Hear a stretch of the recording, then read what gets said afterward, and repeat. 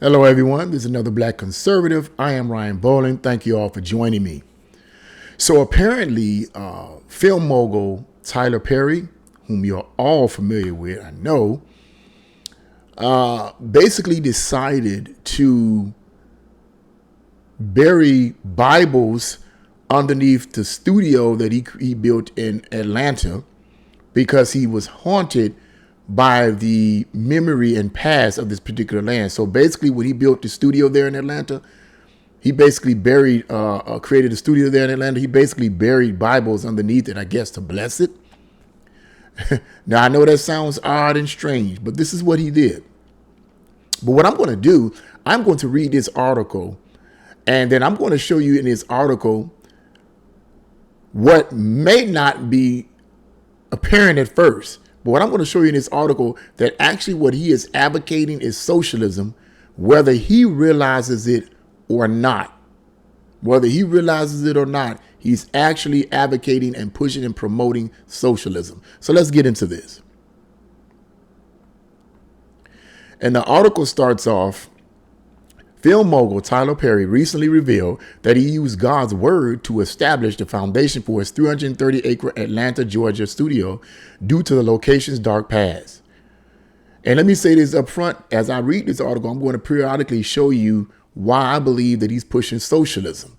Because certain terms and words that are used right off the back, if you study socialism, if you study Marxism, if you study communism, and you're familiar with the little variables that they use, you'll know, okay, this is the ideology that this person is pushing.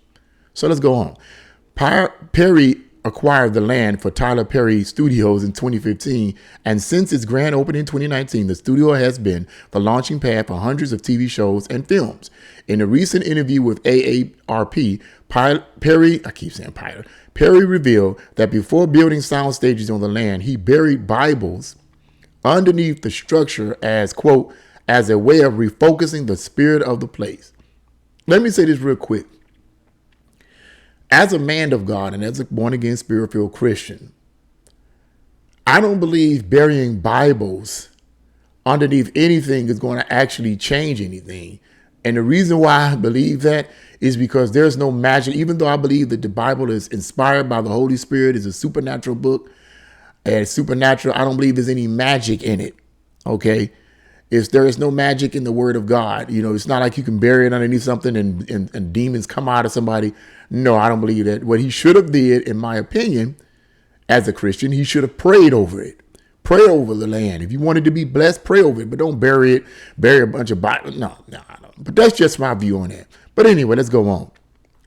Tyler Perry Studios is built on a former Confederate Army base. So you know where this is going. And Perry is the first Black Americans on the land. On the property, he built 12 sound stages, each named after Black actors and actresses that influenced the writer and visionary. The land itself was once a Confederate Army base, which meant that there were people here fighting to keep my ancestors enslaved, he explained to AARP. Now, let me say this right here. There. You see where that's going right there? Here we go again. Here we go. I mean, look, it's his choice. If that's what he want to do and he feels that way, I get it. But all these big studio execs and Hollywood people, they always seem to speak the same way.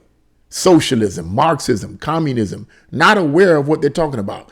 Here he's talking about my ancestors, where my ancestors were enslaved. Well, first and foremost, do you even know whether or not you're connected to any of these people in the past? Because in order for them to be your ancestors, you have to have ties to them. You have to have ties to them. Just because these people were Black don't mean they are our ancestors. We may not have had any connection to them whatsoever. This generation of Black people may not have had any connection to any of the slaves, and we have no clue of that. We have no clue. But yet they're your ancestors. Just saying. The article goes on to say the professing Christian, I like the fact the article says professing Christian. The professing Christian shared that he was haunted by the land as soon as he stepped on it. From the moment I walked into the property, I was haunted by it. So As we built each of the 12 sound stages, we buried Bibles underneath them as a way of refocusing the spirit of the place, he continued. And like I said, the way you refocus the spirit of the place, you pray over the place. You anoint the place.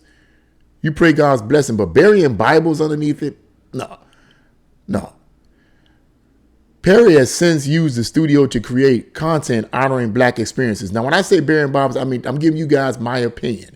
As a minister and as a preacher, I don't believe burying Bibles underneath anything is going to actually bless that particular area. You need to pray over it. I'm giving you my spiritual opinion. So people may agree, people may not agree. That's just the way I see it. So the article goes on to say, Perry has since used the studio to create content honoring Black experiences. His script crime drama series. Now watch this. Here's where I see socialism and Marxism and communism.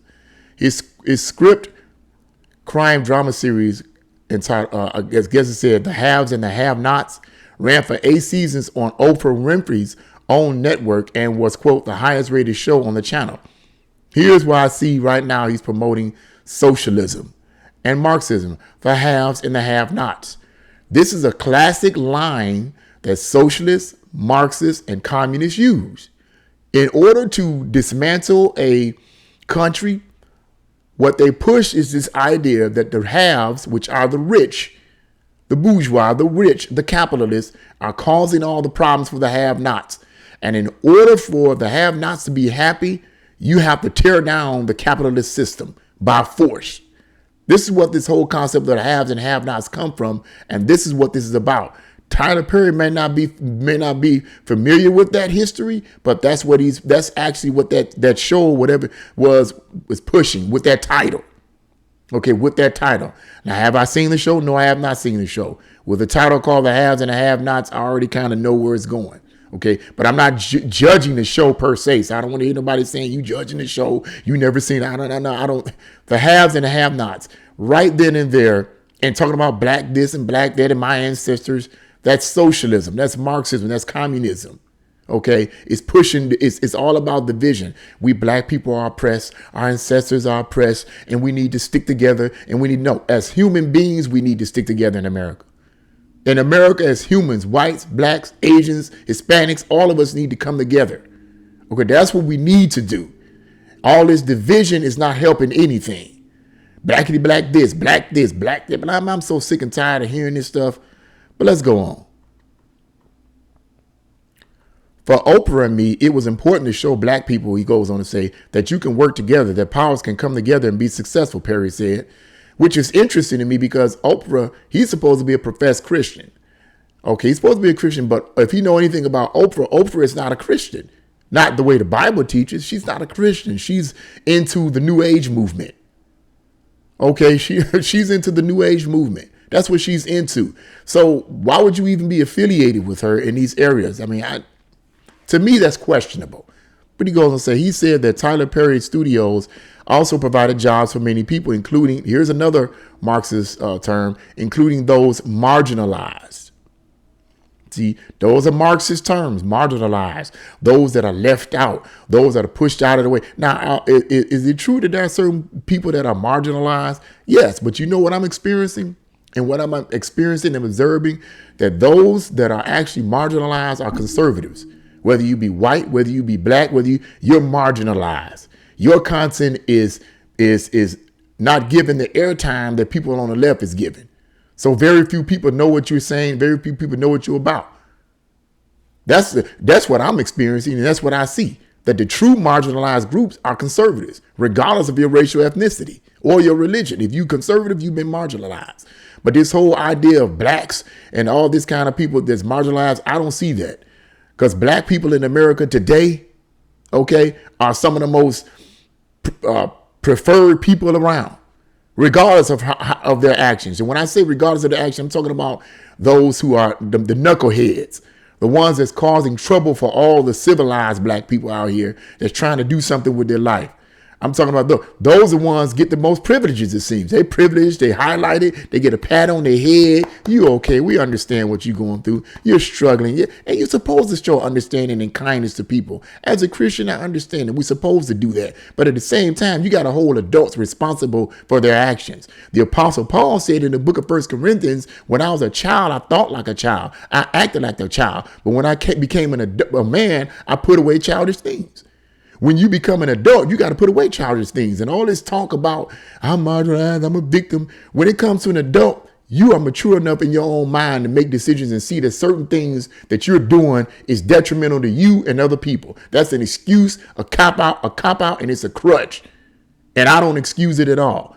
Grow up, man up. That's what you need to do. Let's go on. He goes on to say, thousands of people come through the gate every day to work here, and it's a beautiful thing. A lot of them are former prisoners who wouldn't have had this shot. He said, okay, I agree with that.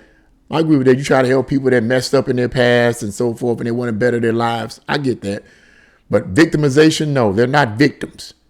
They're people that made bad choices in their life.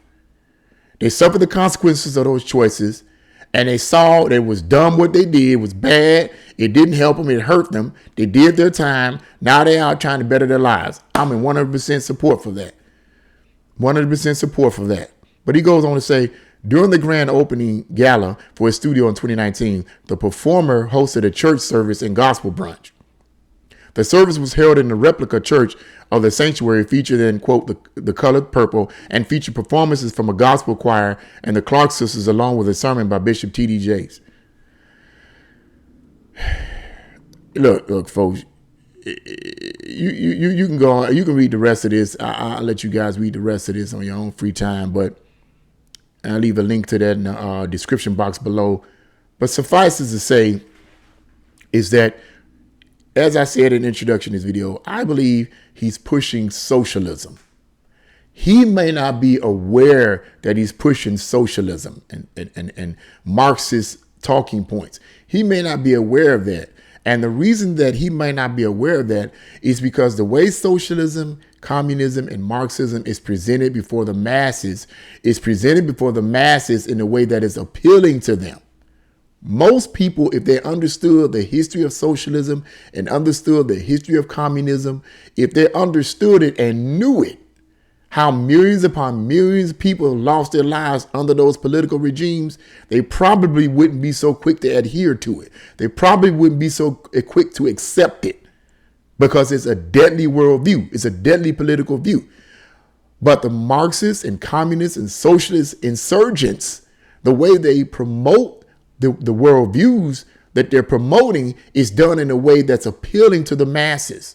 It appeals to their weaknesses. It appeals to where they are. So if you're struggling financially, a socialist will come to you and say, well, we'll give you free this and we'll give you free that and we'll do this and do that. And that sounds very appealing. Why? Because you're struggling financially. You're not trying to hear the truth. You just want somebody to come and help you, get you out of the situation you in. You hungry. That's what you want. You're not thinking about once they take over, once these socialists and communists and Marxists take over, you're going to be more poor and hungry than you were before then. You're not thinking about that. You're only thinking about the here and now. The socialists, the Marxists, and the communist infiltrators know that. So the way they present themselves when it comes to the government, when it comes to entertainment, when it comes to the educational system, and even when it comes to religion, which they have infiltrated in large masses in this country, the way they present themselves is a way that is appealing to you. That's why people are very accepting of it. And more people, particularly millennials and Generation X, are accepting the worldview of socialism is because of the way the socialists present themselves. They're the devil in disguise. The devil is not, in the ending of this video, the devil is not going to come to you with a pitchfork and horn saying, I'm the devil. I want to destroy you and I want to control everything in your life. They're not going to come to you like that. And socialists and communists and Marxists do not believe in God. Okay, so get that right up the front. They're atheists. Now I'm not hating on atheists. Like I said before in previous videos, I have friends and associates that are atheists, and these are some of the coolest people that I've ever met. Some of them are more cooler than some professed Christians, and I love them to death. But The fact is they're atheists, so they're limited in certain areas when it comes to spirituality, the way I see it. And I believe that morality and the concepts of right and wrong derive from God in a biblical centric point of view. And because of that, when you don't believe in God, your concepts of right or wrong, in my view, okay, may be off a little, if you want to call it that. You know, it may be off a little. So these atheists and these socialists rather, and Marxists and communists do not believe in God. So when they come in and they present these things before you, they're not presenting these things before you, these worldviews before you with a belief in God or belief in morality. They're presenting these ideas to you in a way that's very appealing to you. It's very comfortable to you. It appeals to your mind and your flesh and your heart and what you're going through at that present time. And you willing to accept it. You'll be willing to accept it right off the bat. This is what I believe he's promoting, whether he realizes it or not. And I hope that eventually in the future, he sees what he's promoting. He sees the people he's hanging around to be poison, and that he will depart from that kind of ideology. But that's what I wanted to say about what do you guys think about this? Leave your comments in the comment section below. Like, share, subscribe to this channel. God bless you all, and see you again.